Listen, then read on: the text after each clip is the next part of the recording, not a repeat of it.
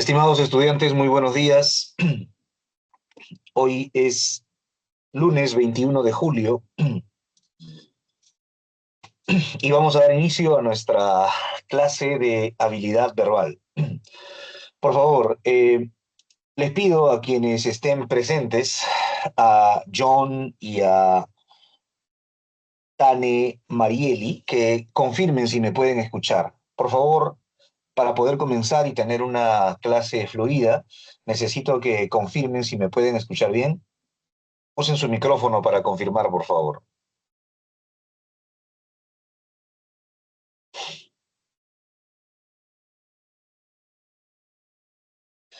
Buen- Buenos días, profesor, si se escucha.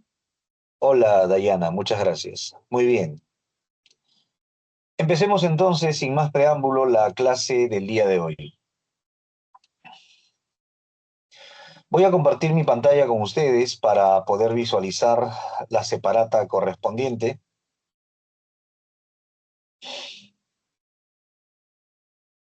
En breves instantes vamos a poder visualizar nuestra separata.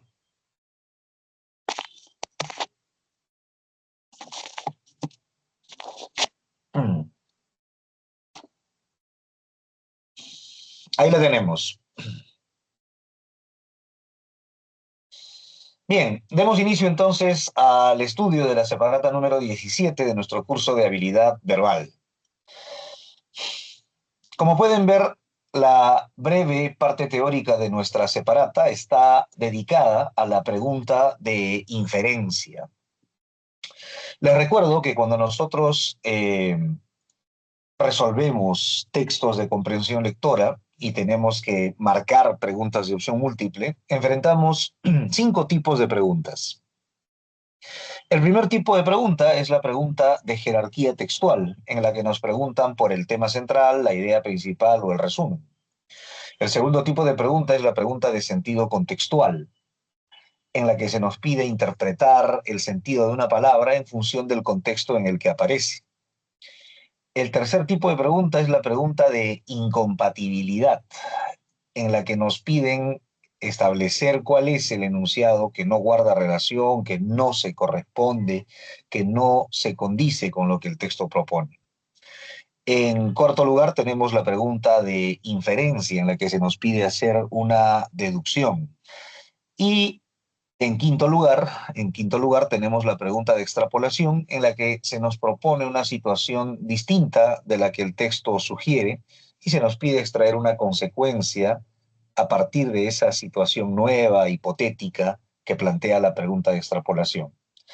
En esta ocasión vamos a ver los tipos de preguntas para la evaluación de la comprensión lectora, parte 5, dedicada al tema de la inferencia. Bien, como siempre, vamos a ir a la parte final de nuestro texto para empezar con la parte que está en inglés. Al final de la separata le dedican un pequeño párrafo a un filósofo muy importante, al filósofo de origen austríaco Karl Raimund Popper. Bien, vamos a empezar con este texto en inglés. Por favor, todos nos ubicamos en la sección C, ahí donde dice Passage, sección C, Passage, dice Roger McIntyre. Muy bien. A ver, les doy primero una indicación, ¿ya? Una indicación.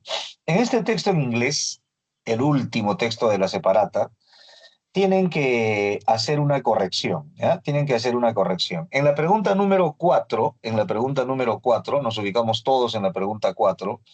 En la pregunta 4 deben eliminar la alternativa E. La alternativa E dice, It is a reaction to an emotional state.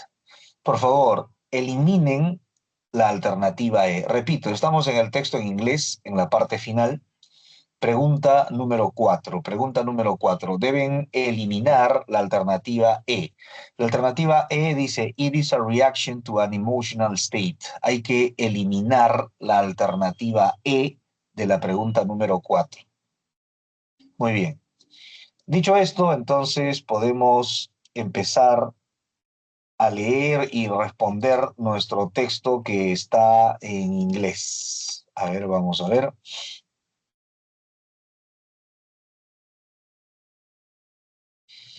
Es el texto que estoy mostrando ahora, está en la sección C, Passage.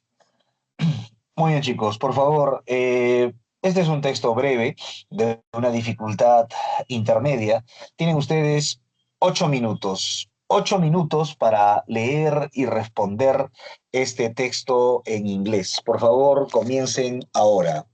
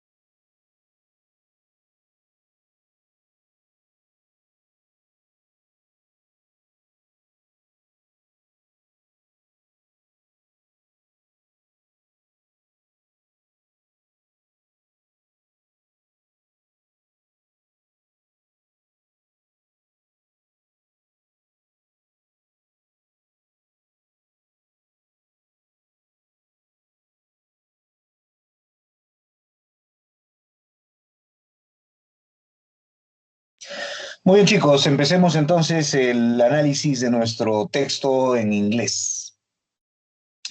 Nos ubicamos todos en la sección C, donde dice passage. Muy bien, empecemos. Dice así. Roger McIntyre, a professor of psychiatry and pharmacology at the University of Toronto, says this question has long stumped scientists. Roger McIntyre, un profesor de psiquiatría y farmacología en la Universidad de Toronto, en Canadá, sostiene que la siguiente pregunta ha desconcertado a los científicos. La pregunta que desconcierta a los científicos, ya que aún no hay una explicación satisfactoria de ella, es esta. Why do we cry when we are sad? ¿Por qué lloramos cuando nos sentimos tristes? ¿Por qué el sentimiento de tristeza está acompañado de las lágrimas? ¿Por qué lloramos al sentirnos tristes? Bien, esta pregunta, por lo que podemos leer aquí, ha llamado la atención de la curiosidad humana desde tiempos inmemoriales, porque aquí incluso nos hablan de filósofos griegos que tocaron el tema. Dice, philosophers dating back to ancient Greece, filósofos cuya antigüedad se puede remontar a la antigua Grecia, como por ejemplo Hipócrates, han debatido sobre esta cuestión, han tocado el tema. There are two possible reasons. Hay dos posibles razones. Dos posibles razones por las que lloramos cuando nos sentimos tristes. La primera sugiere that we cry for the purpose of expressing a desire or need for attachment. Una de las posibles razones por las que lloramos sostiene que lloramos porque tenemos el propósito o el interés de expresar un deseo o una necesidad de apego, attachment, apego, which is an important survival mechanism. Se refiere al apego, ¿no? Así, visto así, pues el apego es una necesidad, o mejor dicho, el apego es una característica importante para la supervivencia. El apego, por ejemplo, del niño frente a sus padres, frente a sus cuidadores, frente a su madre. Bien, una sugiere que lloramos debido a que expresamos el deseo o necesidad de apego, lo cual es un importante mecanismo de supervivencia. Perhaps we are distressed and seek cohesion and commitment to others. Tal vez lo que ocurre es que estamos, digamos, angustiados y entonces buscamos la cohesión con otros individuos, el compromiso con otros individuos, la cercanía con otros individuos. Y por eso lloramos. The other evidence is that when you cry, you release attachment hormones, such as oxytocin. La otra evidencia, o la otra tesis, digamos, sostiene que cuando alguien llora, esa persona libera hormonas del apego, como la oxitocina. Opioides naturales, que también son importantes para aliviar el dolor, son liberados cuando alguien llora. The reason our eyes turn red, la razón por la que nuestros ojos se ponen rojos, and watery, es decir, y acuosos, when we cry, probably has to do with the way our eyes are key to making connection and communicating non-verbally with others. Ya. Lo que ocurre es que los ojos en nuestra especie son fundamentales cuando se trata de la comunicación no verbal. Entonces, cuando una madre mira los ojos de su niño y nota angustia en esos ojos o dolor, inmediatamente acude en la protección, en el cuidado del niño, ¿no? Lo mismo también ocurre en las relaciones de pareja, ¿no? Los ojos suelen ser bastante expresivos. Entonces, tal vez esa sea la razón por la que lloramos. Como los ojos son algo así como la portada en el rostro de un ser humano, en términos de socialización, de relaciones de unos individuos con otros, normalmente lo primero que hacemos es ver nuestros ojos. Esa sería la razón por la que los ojos se tornan acuosos y rojos cuando uno siente un dolor o está triste, ¿no? Digamos que lo que se pretende es llamar la atención de nuestro interlocutor.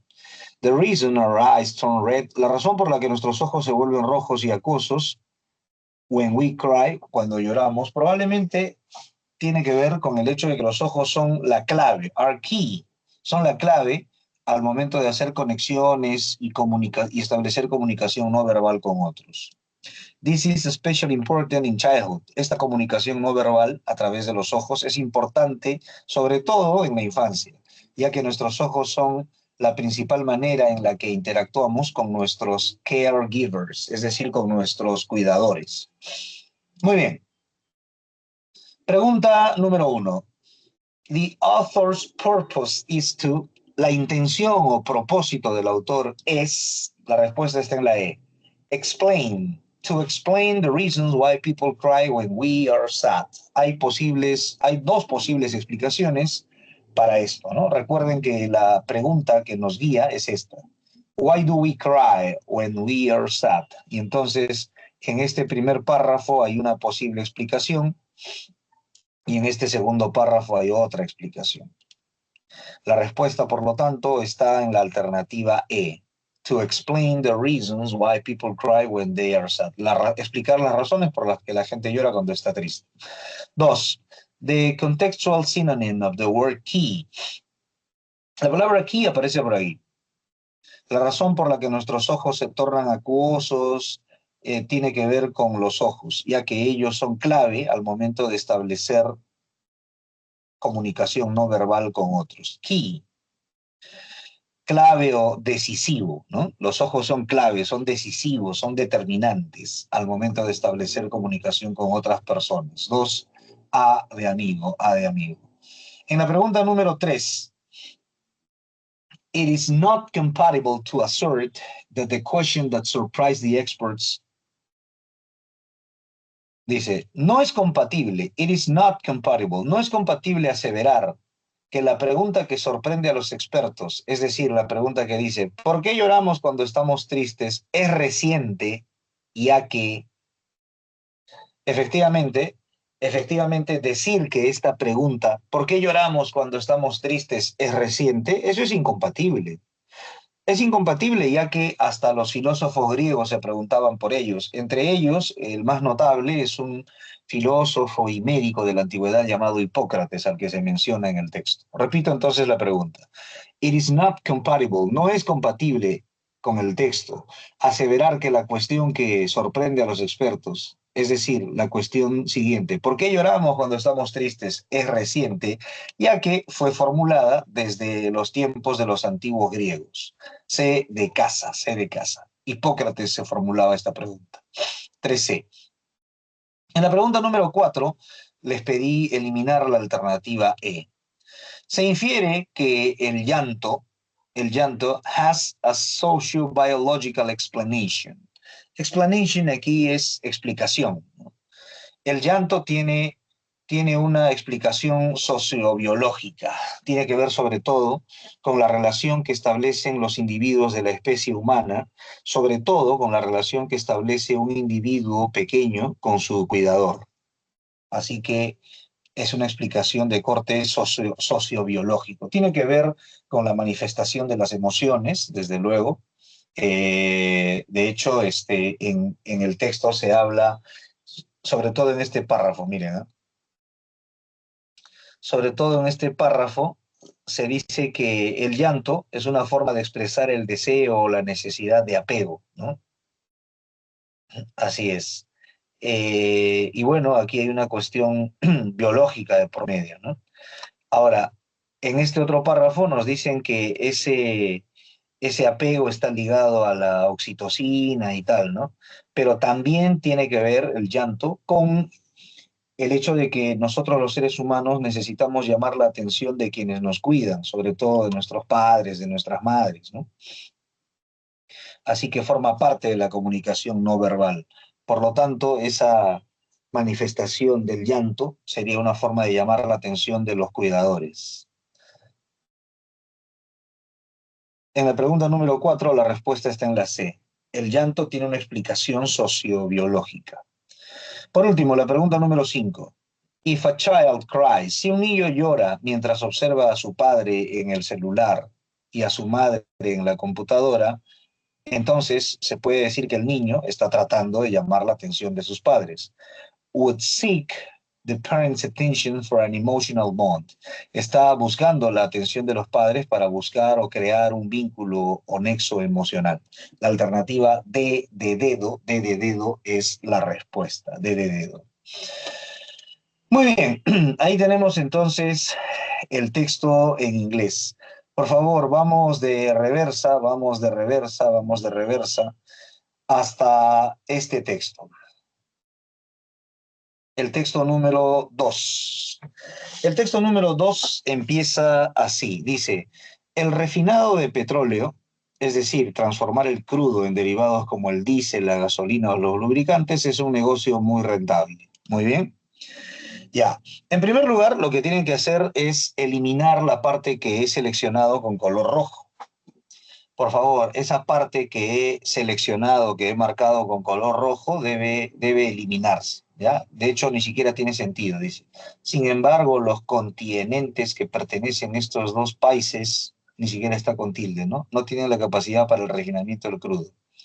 Repito, esa parte que está resaltada con rojo debe ser eliminada. Por favor, en sus separatas, seleccionen esa parte que acabo de sombrear con color rojo, de resaltar con rojo y la eliminan, ¿ya? La eliminan.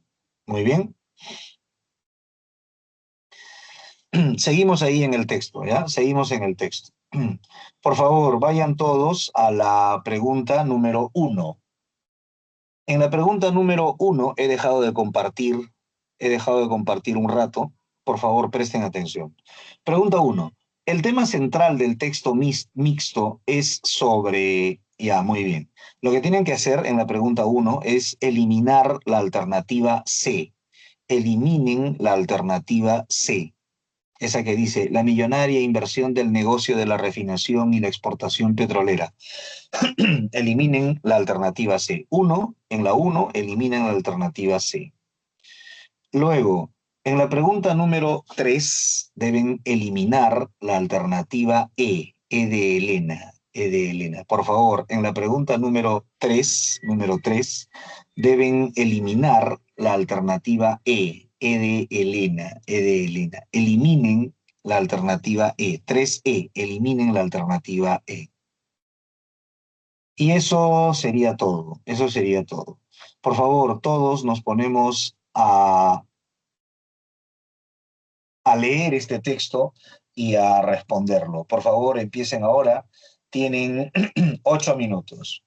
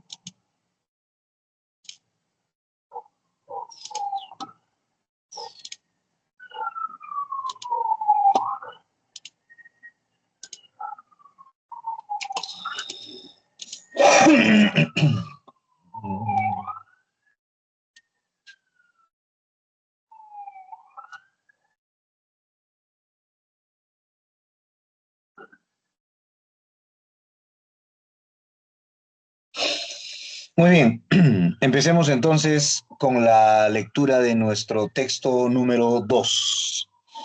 El texto número 2 habla del petróleo.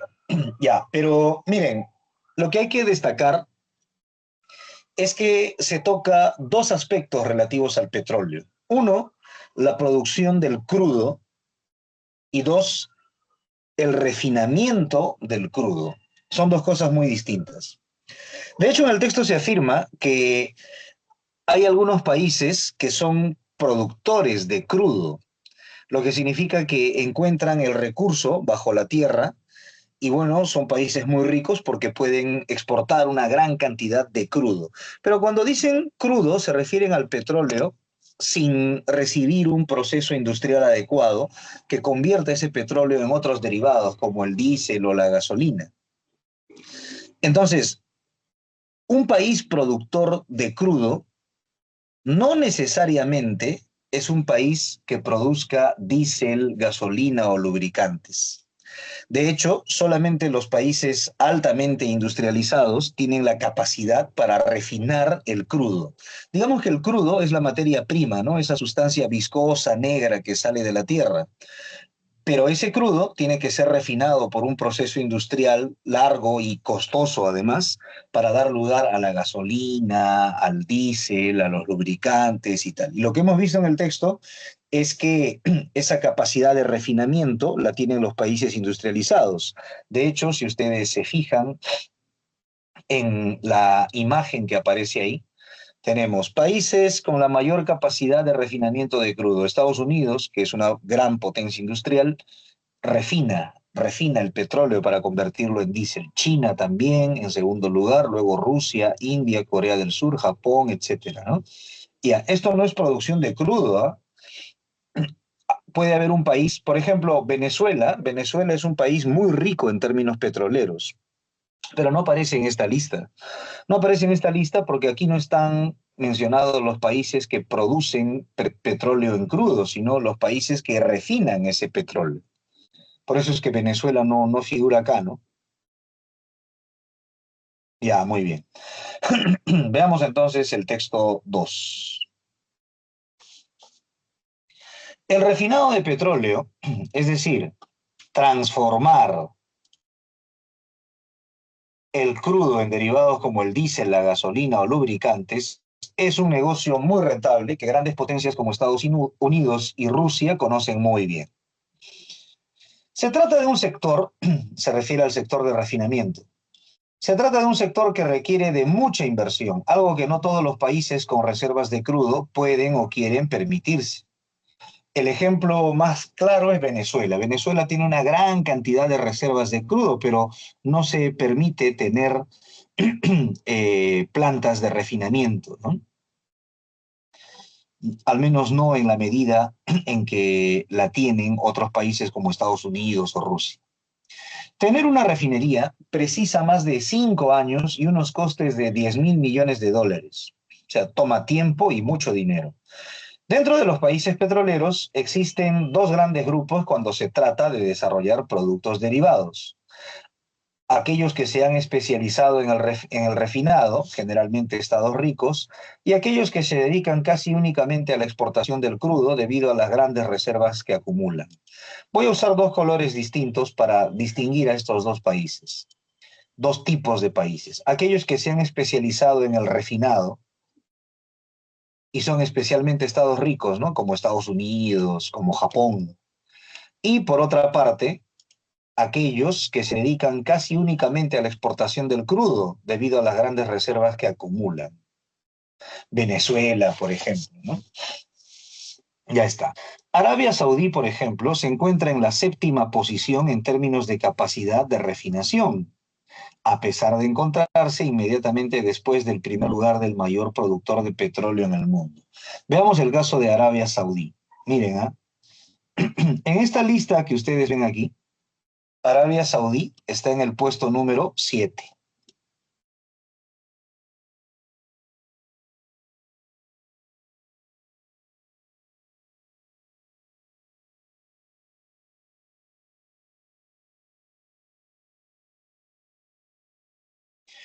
Puesto número 7. Pero claro, esta es la lista de los países que tienen capacidad de refinamiento. Cuando se trata de la producción de petróleo en crudo, Arabia Saudí ocupa la posición número 2. Entonces, mira, aunque es el segundo mayor productor de petróleo a nivel mundial, de petróleo crudo, ocupa la posición número 7 cuando se refiere al refinamiento de dicho petróleo, ¿no? Muy bien. Arabia Saudí, por ejemplo, se encuentra en la séptima posición en términos de capacidad de refinación, a pesar de encontrarse inmediatamente después del primer lugar del mayor productor de petróleo del mundo.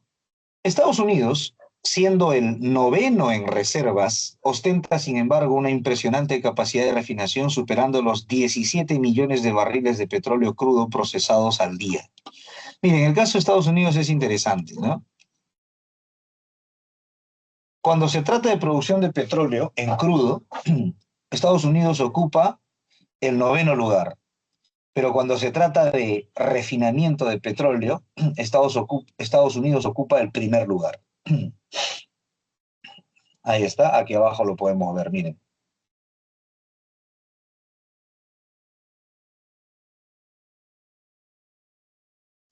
Estados Unidos ocupa el lugar 1 cuando se trata del refinamiento del crudo, aunque ocupa el lugar 9 en lo que se refiere a la producción de petróleo en crudo. Le sigue de cerca China, el otro gran refinador global, con 16,9 millones de barriles. La capacidad de refinación de petróleo es esencial para el funcionamiento de grandes sectores como el transporte y la industria, y juega un papel importante en la seguridad energética y la autonomía estratégica de un país. La diferencia entre el precio del crudo y los refinados al por mayor, el conocido como crack spread o margen de refinación petrolero, refleja el valor añadido del petróleo refinado. Por ejemplo, Venezuela tiene una gran cantidad de reservas, tiene mucho petróleo en crudo, pero no tiene muchos refinados al por mayor. Entonces, cuando uno refina el petróleo y lo convierte en gasolina o en diésel, le está añadiendo valor, ¿no? Por medio de la industria a su petróleo en crudo. Ya, a ese valor añadido se le conoce como crack spread o margen de refinación petrolero y refleja el valor añadido del petróleo refinado. Muy bien, veamos la pregunta número 1. El tema central del texto mixto es sobre la respuesta, está en la alternativa D de dedo. Los países con mayor competencia en la producción, se refiere al petróleo en crudo, y refinación del petróleo y refinamiento del petróleo, ¿no? Por una parte, los países petroleros que producen petróleo en crudo y por otra, los que refinan, ¿no? Uno, D de dedo, D de dedo. Dos, el verbo tener expresa. Tener una refinería precisa más de 5 años y 10.000 millones de dólares en inversión. O sea, construir una refinería. No todos los países construyen una refinería, ¿verdad? B de barco es la respuesta. Tener en este contexto implica construir. Son los países desarrollados los que construyen refinerías. 2, B de barco. 3, resulta incompatible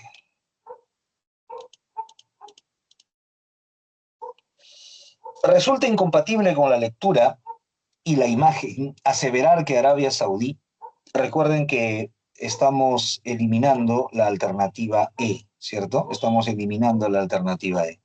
Resulta incompatible con la lectura y la imagen aseverar que Arabia Saudí es excedida en obtención de barriles de crudo refinado por México y Singapur. México y Singapur están por debajo de Arabia Saudí, así que es incompatible decir que es excedida en obtención de barriles de crudo refinado por México y Singapur. Fíjense en la imagen, México y Singapur, ahí están México y Singapur están abajo, ¿no? Entonces, decir que Arabia Saudí es excedida por México y Singapur es incompatible. La respuesta a la pregunta número 3 se encuentra en la alternativa D de dedo, D de dedo. Recuerda que te están preguntando por el enunciado incompatible. Es incompatible con la lectura y con la imagen aseverar que Arabia Saudí es excedida en obtención de barriles de petróleo refinado por México y Singapur. 3D de dedo. 4. Se colige de la imagen, es decir, se infiere, ¿no? Se colige o se infiere de la imagen y del texto que los países con la mayor capacidad de refinamiento de petróleo son considerados un prototipo a seguir, porque son países que invierten en el desarrollo industrial, ¿no? En otras palabras, tener petróleo en crudo es una cuestión de suerte, ¿no? Algunos países tienen petróleo porque, en fin, encontraron un yacimiento de petróleo, pero los países que tienen plantas de refinamiento son los países industrializados normalmente.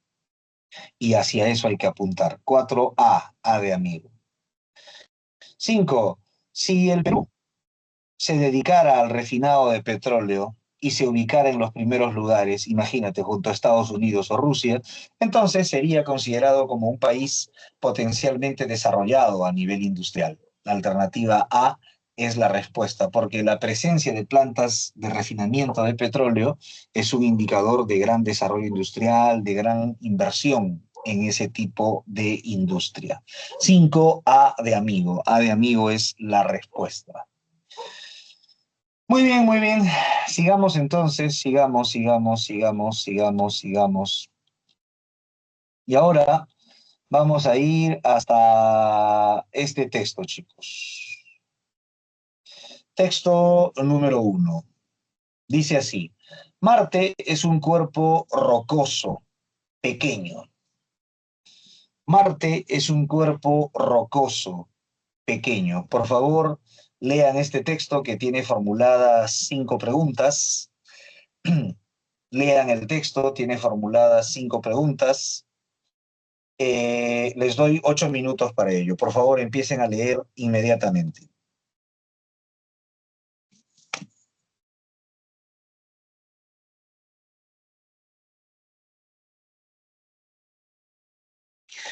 Muy bien, por favor, todos presten atención porque vamos a leer el texto que ustedes acaban de enfrentar. A ver, veamos entonces. Dice texto número 1. Empecemos. Marte es un cuerpo rocoso, pequeño, que fue considerado similar a la Tierra en algún tiempo. Del mismo modo que los demás planetas terrestres, los llaman así porque son planetas de consistencia sólida y otros planetas gaseosos, ¿verdad? Del mismo modo que los demás planetas terrestres, Mercurio, Venus y la Tierra, su superficie, está hablando de Marte, ¿no? Su superficie ha cambiado debido a la actividad volcánica, los impactos de otros cuerpos como meteoritos, los movimientos de su corteza y los efectos atmosféricos como las tormentas de arena. Están hablando de Marte, ¿eh? Tiene casquetes polares que crecen y decrecen cuando cambian las estaciones. Algunas zonas de suelo estratificado cerca de los polos de Marte sugieren que el clima del planeta ha cambiado más de una vez debido a un cambio regular en la órbita del planeta. Miren, esta parte sirve para responder una pregunta, ¿ya?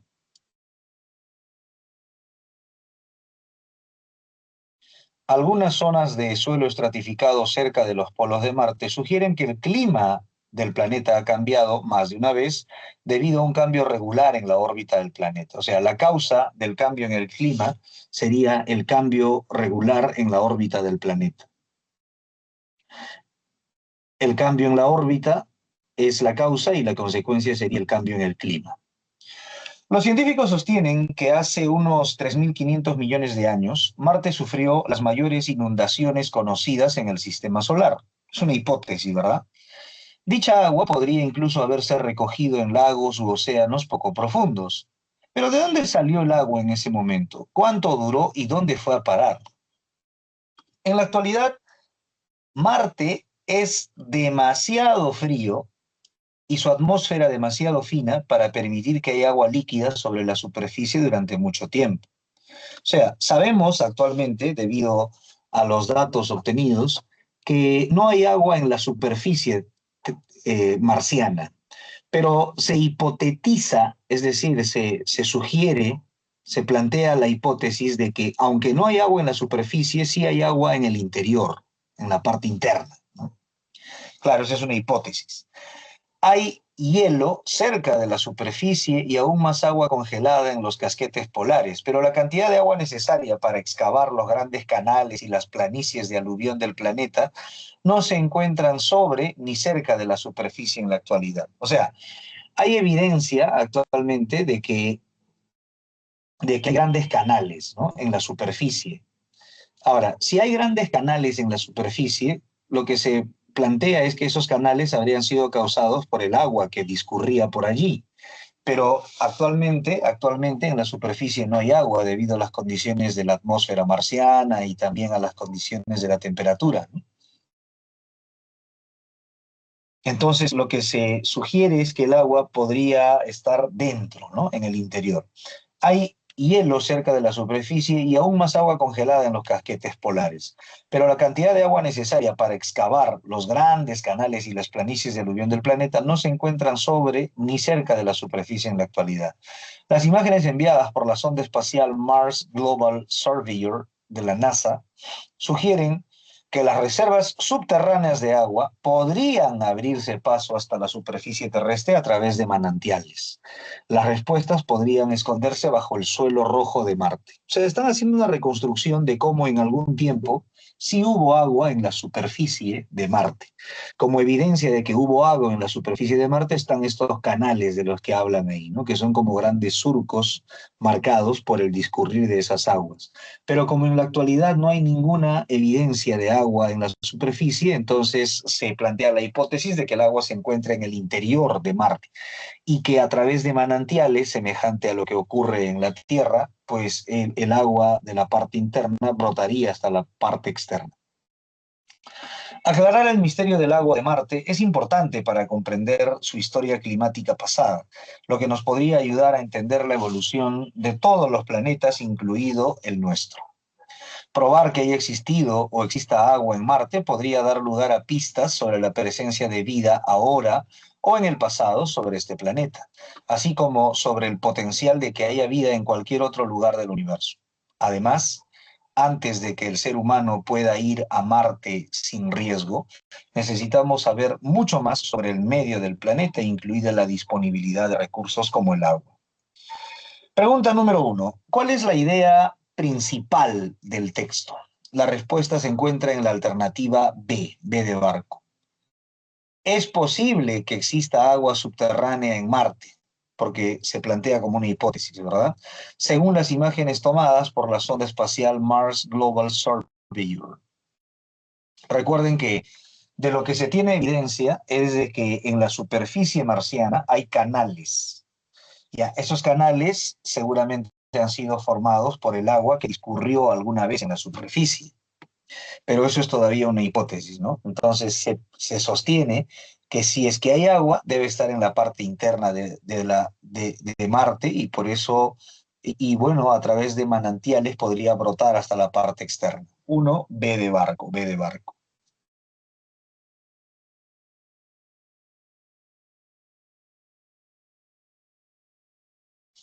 Dos, el sinónimo contextual del verbo esconder es, ya miren, eso está por acá.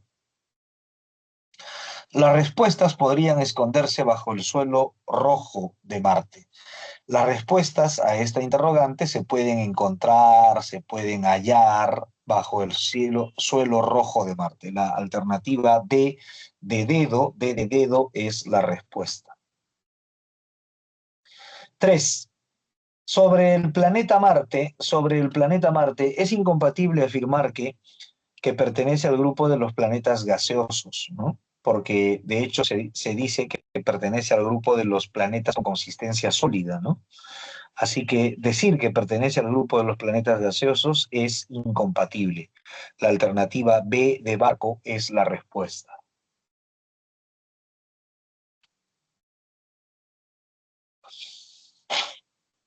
Pasemos ahora a la pregunta número 4. A partir de las imágenes enviadas por la sonda Mars Global Surveyor de la NASA, se puede deducir que ellas fueron tomadas desde el espacio. Miren, esta sonda toma imágenes aéreas, ¿no? Imágenes aéreas. Por eso es que se puede ver la evidencia de canales en la superficie marciana. Esos canales sugieren que alguna vez discurrió agua por ahí. Entonces, esta sonda está ubicada, está orbitando alrededor de Marte, ¿no? Esta sonda no es un vehículo que esté recorriendo la superficie marciana. Hay otro vehículo que recorre la superficie marciana, ¿ya? Es una especie de, de, de carrito todoterreno que está recorriendo la superficie de Marte, ¿ya? Pero aquí te están hablando de la sonda Mars Global Surveyor. Esta sonda no es un vehículo que esté recorriendo la superficie de Marte, es más bien un objeto que está orbitando alrededor de Marte y que está tomando fotos de la superficie marciana.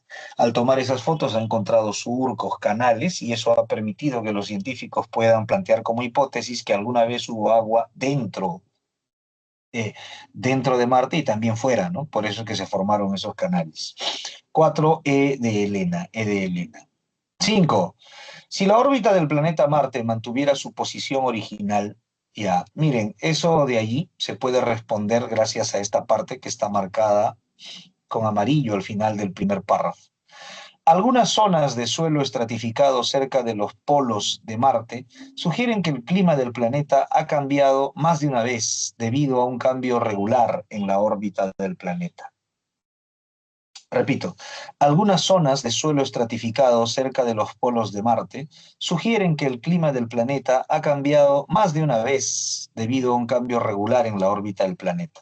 O sea que el cambio en la órbita del planeta es la causa y la consecuencia sería el cambio en el clima. Entonces, ahora no, en la pregunta de extrapolación nos dicen, si no hubiera cambios en la órbita, si la órbita del planeta mantuviera su posición original, la respuesta está en la C. Oigan, pero hay que eliminar el adverbio constantemente, ¿ya? Aquí la palabra que está con color rojo, la palabra constantemente, debe ser eliminada. Eliminen el adverbio constantemente. Si la órbita del planeta Marte mantuviera su posición original, probablemente su clima carecería de modificaciones, ya que la modificación en el clima es una consecuencia del cambio de órbita, ¿no? 5, C de casa. Muy bien, ahí lo tienen. Ahora vamos a concentrarnos en la sección B. Aquí, por favor, en la sección B, en el texto 1. El texto 1 es un texto dialéctico. Como pueden ver, tiene una parte A y una parte B.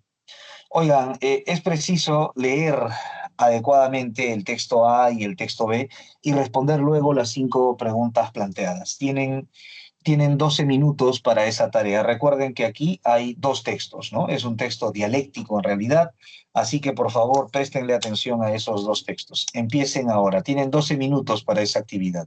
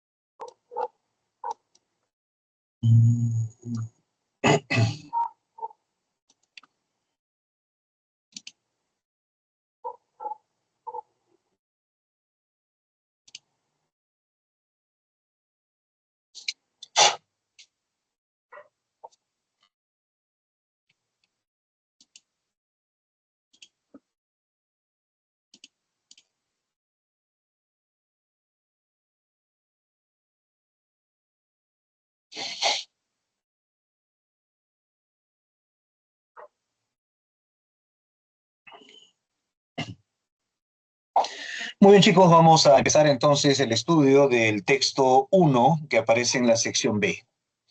Por favor, todos nos concentramos por ahí. Miren, en este texto se está debatiendo el origen del drama Ollantay.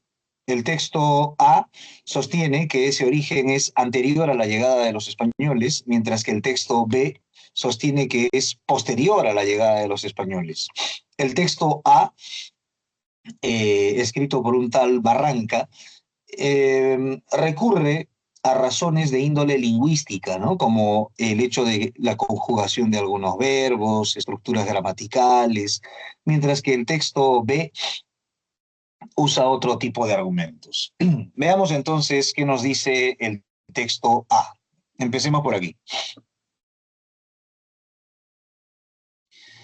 Dice, Ollanta, general del Antisuyu, se enamora perdidamente de la princesa Kusikowiyur, que formaba las delicias de la corte de su padre Pachacútec. Este se la niega a su general por su condición de plebeyo. Es por eso que Ollanta, resentido, se subleva.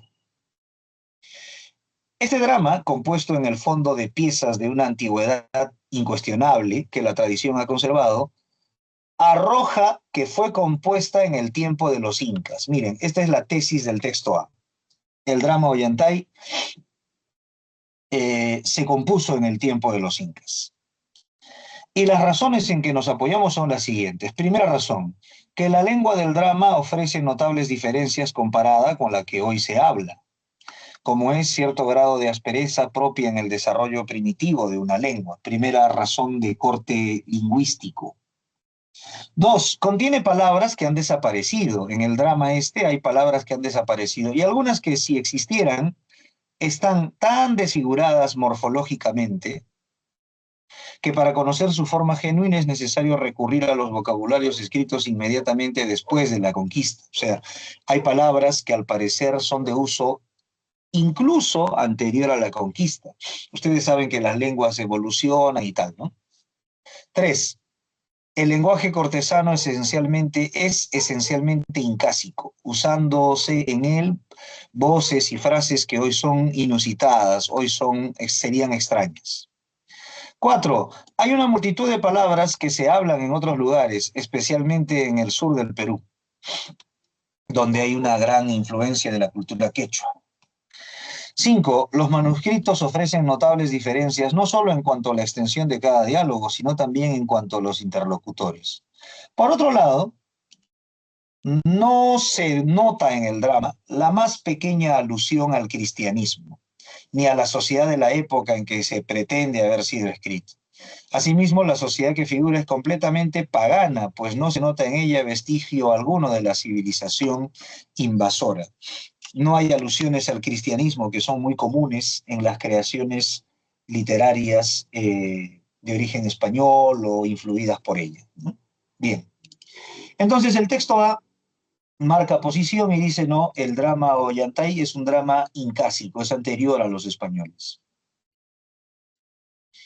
El texto B sostiene exactamente lo contrario. ¿Qué dice el texto B?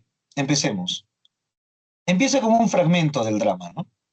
Ollanta dice, ¿has visto Piquichaki a Cusicóyur en su palacio? Piquichaki responde, no, que el sol no me permita que me acerque allá.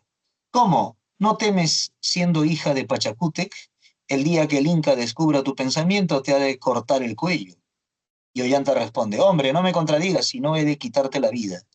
Piquichaki responde, veamos, arrójame afuera como un can muerto y ya no me dirás cada año, cada día, cada noche. Piquichaki, ¿has visto a Cusicóyur? Ya, este es el diálogo entre el héroe, el galán, Ollanta, y por otra parte, el gracioso, el bufón, Cusicóyur. Aquí esta primera parte, este primer fragmento del drama, es utilizado para ser analizado y a partir de ello sostener que aquí claramente se aprecia la influencia del siglo de oro español, en las que hay un personaje cómico, el bufón y tal, ¿no? Veamos.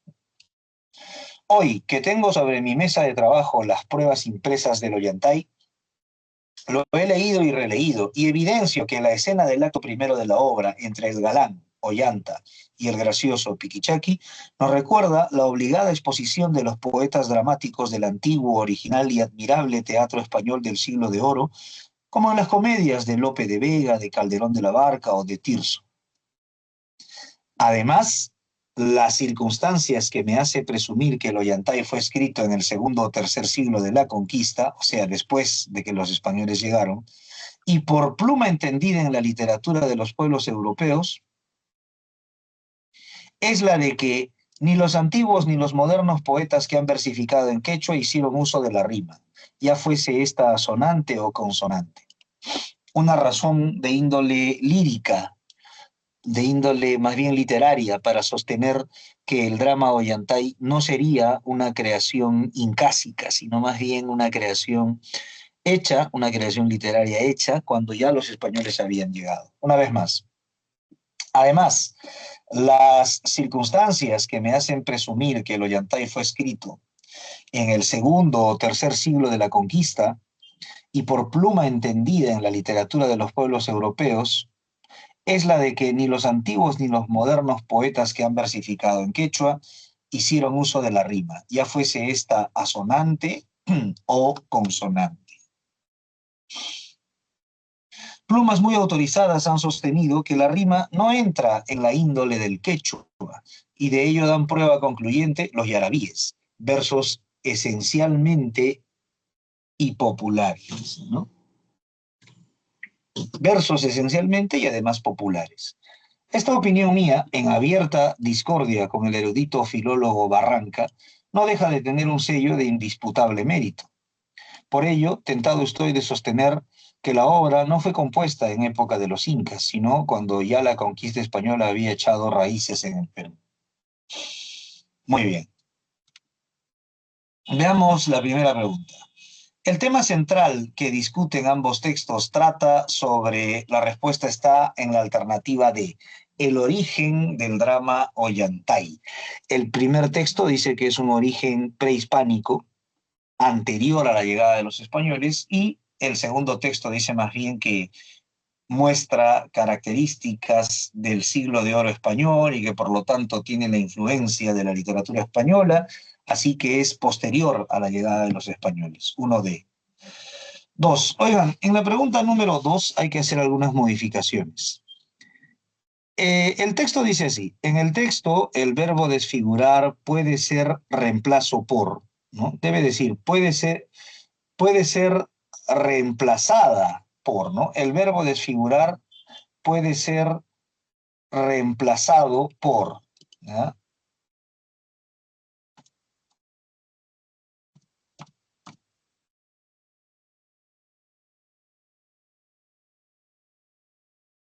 Ahí está. En lugar de esta parte resaltada con rojo que dice reemplazo, debe decir reemplazado. En el texto el verbo desfigurar se puede reemplazar por alterar. Es que se refiere a esto, miren, ¿eh? Segunda razón para argumentar que Ollantay es anterior a los españoles. Contiene palabras que han desaparecido y algunas que si existen están tan desfiguradas morfológicamente, es decir, tan cambiadas, tan alteradas morfológicamente. Mientras que la frase por pluma entendida, bueno, acá no debe decir de nota, ¿ya? Debe decir con nota. La denotación tiene que ver con el significado literal, ¿no? En cambio, la connotación tiene que ver con ese significado adicional que se sugiere y que requiere una interpretación. Aquí, en la pregunta número 2, en lugar de la palabra denota, debe decir connota. Por pluma entendida, se refieren al experto, ¿no? Al experto. 2, E de Elena, E de Elena. 3. Resulta compatible aseverar que en el teatro español del siglo de oro, resulta compatible aseverar que en el teatro español del siglo de oro estaba presente un personaje cómico, que es lo que influiría en el drama este, ¿no? Que sería una de las pruebas, de acuerdo con lo que dice el texto B, de por qué este drama es posterior a la llegada de los españoles. Tiene las características propias del teatro español del siglo de oro. 3C, C de casa. 4. Se desprende del texto A que la mayoría de los argumentos expuestos por José Barranca, es decir, el autor del texto A, están sustentados desde un aspecto lingüístico, es decir, se argumenta sobre todo utilizando razones de índole lingüística. 4, B de barco, B de barco. 5. Si se demostrara que la obra Ollantay fue compuesta después de la llegada de los españoles, entonces toda la argumentación del texto A carecería de sentido, ¿no? El texto A fue argumentado por Barranca. Los argumentos de Barranca carecerían de plausibilidad. Es decir, dejarían de ser razonables, dejarían de ser admisibles. 5, 5 E de Elena, E de Elena. Muy bien. Ahora vamos a pasar a la parte superior, ¿ya? A la parte superior, todos arriba, por favor, para ver rápidamente la parte teórica de nuestra separata número 17. Esta separata está dedicada al tema de la inferencia. Veamos entonces qué nos dicen al respecto. Inferencia, dicen. La inferencia es un acto de habla esencialmente pragmático que consiste en llevar a cabo una determinada finalidad. Se trata de una secuencia de afirmaciones donde una de ellas, la conclusión, se sigue se infiere, recibe apoyo o recibe justificación de las restantes. Vale decir, la verdad de las premisas fortalece la conclusión. Entonces, la inferencia es un proceso cognitivo, ¿no? Se trata de una secuencia de afirmaciones donde una de ellas, la conclusión, se sigue, se infiere, se deduce o recibe justificación de las restantes. La verdad de las premisas fortalece la conclusión. Una buena inferencia es formalmente correcta, es decir, es válida. Además, si es materialmente correcta con premisas verdaderas, entonces se dice que es satisfactoria. Para la validez o corrección formal, no importa que las premisas sean o no de hecho verdaderas. Lo que se pretende es que si las premisas fueran verdaderas, entonces la conclusión también sería verdadera. No puede haber una inferencia deductiva válida con premisas verdaderas y conclusión falsa.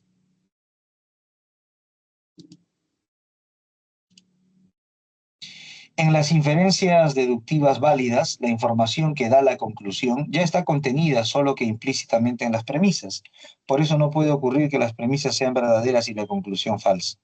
Solamente las inferencias deductivas pueden tener la pretensión de que sus premisas proporcionen fundamento firme para establecer la verdad de la conclusión. Ya, miren. Una inferencia es un razonamiento. En este razonamiento lo que tenemos que hacer es explicitar lo implícito. Explicitar lo implícito. A ver, ¿de qué manera? Por ejemplo, voy a necesitar la participación de ustedes por unos instantes, por favor. Necesito que participen utilizando su micrófono, por favor. ¿Ya? Les pido encarecidamente que participen utilizando su micrófono. Voy a poner como ejemplo lo siguiente. Voy a decir, eh, para pintar la pared fue necesario mover el librero. Repito. Para pintar la pared fue necesario mover el librero. Muy bien, necesito su colaboración. ¿Qué se infiere con respecto al librero? Por favor, usen su micro. Repito la premisa. Para pintar la pared fue necesario mover el librero. Pregunta, ¿qué se infiere con respecto al librero? Adelante, los escucho, las escucho. ¿Qué se infiere con respecto al librero?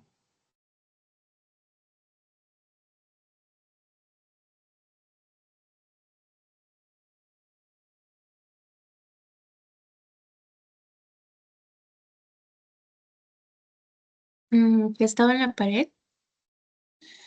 Ajá, eso que has dicho es muy razonable, que estaba, ¿cómo? Cerca de la pared, pegado a la pared, ¿cómo?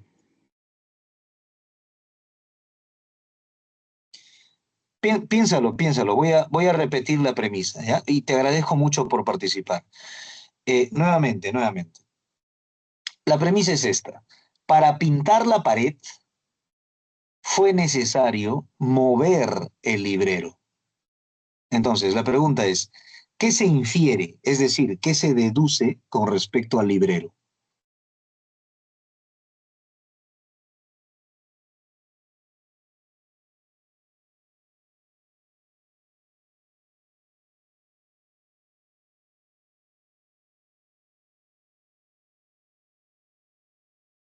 Que estaba cerca a la pared o enfrente, algo así.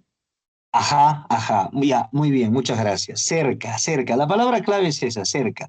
Miren, la única razón por la que el obstáculo puede, la única razón por la que el librero puede ser un obstáculo para pintar la pared es que el librero está muy cerca de la pared. O sea, el librero está pegado a la pared.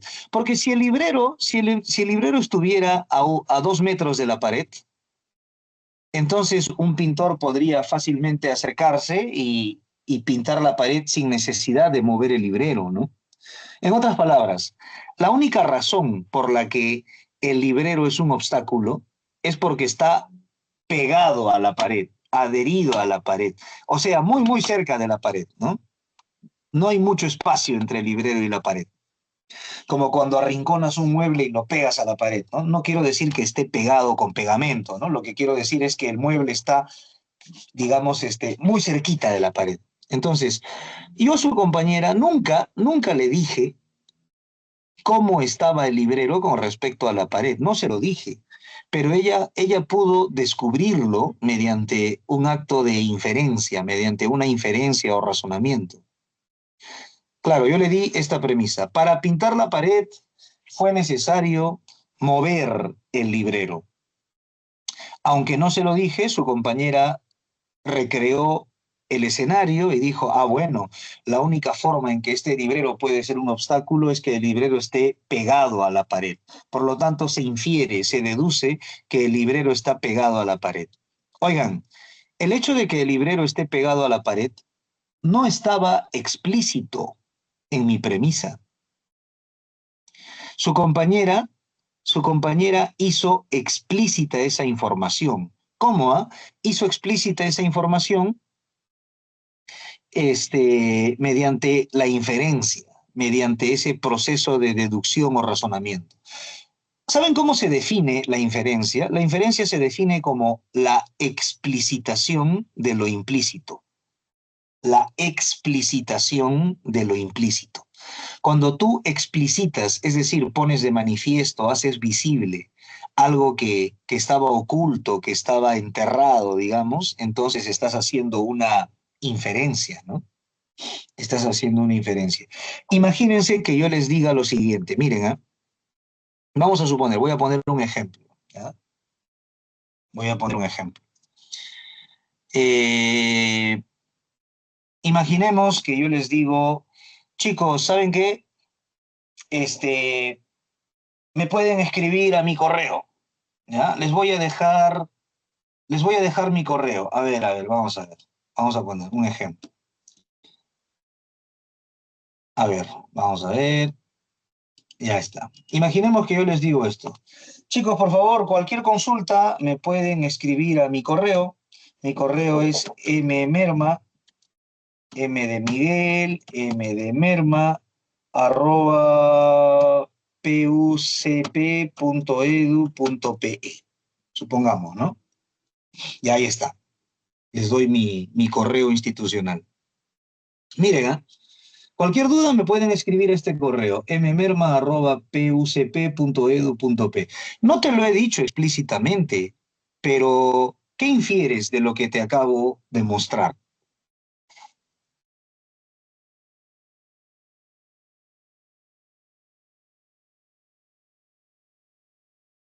Sobre todo, ¿no? ¿Qué infieres de esta extensión? Mira,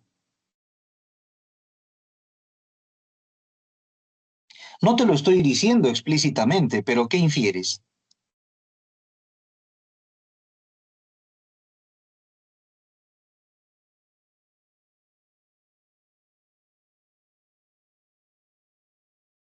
Ayúdame con tu micrófono.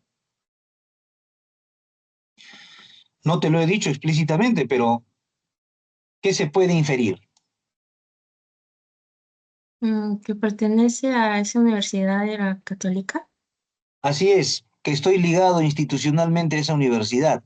Claro, tal vez lo que no puedes saber con exactitud es si soy profesor en esa universidad o de repente soy estudiante de posgrado en esa universidad, ¿no? Porque cuando uno estudia un posgrado también le dan su correo institucional, ¿no? Claro. Lo que puedes deducir es que estoy ligado institucionalmente a esa universidad. Tal vez como profesor, tal vez como estudiante de posgrado, no lo sabemos eso, ¿no? Eso no se puede saber con exactitud. Hay algunas cosas que se pueden inferir con cierta seguridad y otras que no. Por ejemplo, para pintar la pared fue necesario mover el librero. Algunos estudiantes dicen, profe, yo deduzco que el librero es de madera. ¿Y cómo sabes que es de madera? Lo que pasa es que en tu experiencia personal has visto muchos libreros de madera y por eso crees que este librero del que hablamos también es de madera, pero esa inferencia no es correcta. Te estás dejando llevar por tu experiencia personal. O sea, al momento de inferir hay que tener cuidado porque hay algunas inferencias que se pueden hacer y otras que no. En síntesis, ¿en qué consiste inferir? En explicitar la información implícita, pero siempre, siempre sobre la base de la información que nos proporciona, ¿ya? Siempre sobre la base de la información que nos proporciona. Muy bien, aquí hay dos actividades. La actividad número uno, que tiene dos preguntas, y la actividad número dos, que también tiene dos preguntas. Por favor, todos nos concentramos en las actividades. Nos ponemos a resolver las actividades. Oigan, pero antes de eso, por favor, saquen sus separatas de la semana pasada, sus separatas de la semana pasada, porque hay unas claves que les debo de la semana pasada.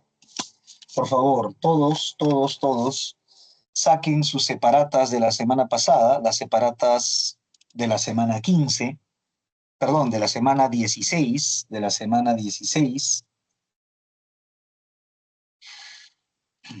Hay unas claves pendientes ahí de la semana número 16, así que por favor todos saquen su separata de la semana 16. Vamos a ver.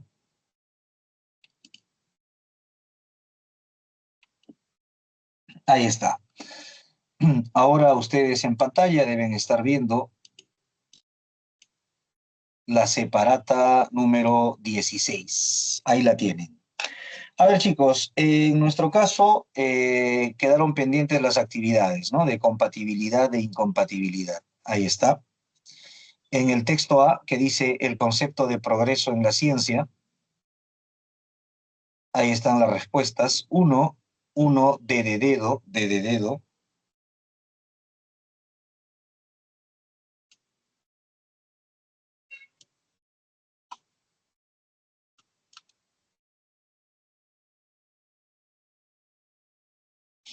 Uno, D de dedo. Dos, A de amigo.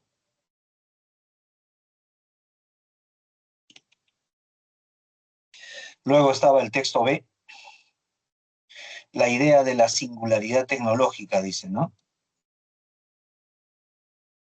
Texto B, la idea de la singularidad tecnológica. Muy bien. Ese texto también tiene algunas preguntas de incompatibilidad. En la pregunta número 1, la respuesta está en la C. Ahí está, 1C, 1C. En la pregunta número 2, la respuesta está en la D. Ahí está. En la pregunta número 2, la respuesta está en la alternativa D de dedo, D de dedo. Luego vimos este texto en clase. Les di las claves. Y teníamos que ir hasta el texto 3 que dejamos pendiente. ¿Ah?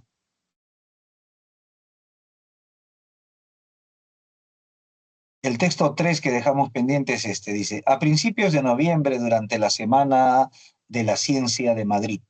El texto 3. No les di las claves de este texto. ¿Ah? Les doy las claves de este texto. Ahí está. Veamos. 1, D de dedo. 1 dedo. 2, la respuesta está en la alternativa E de Elena. E de Elena. En la pregunta número 3, la respuesta está en la A.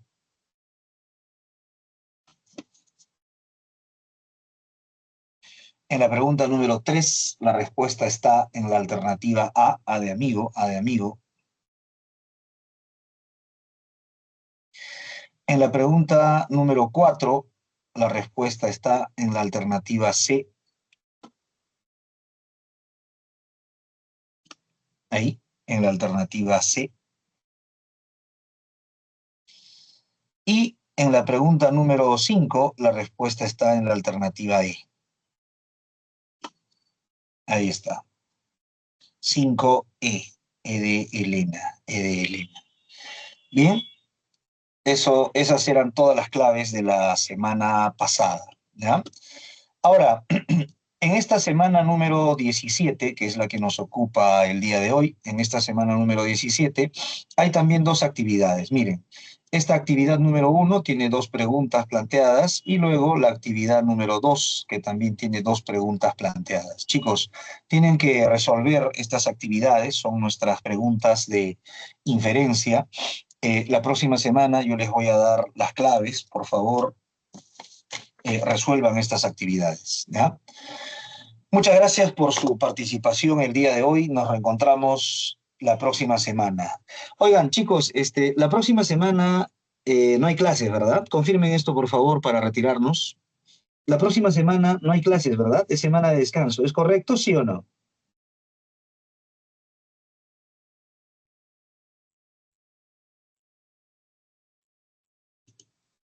Hola.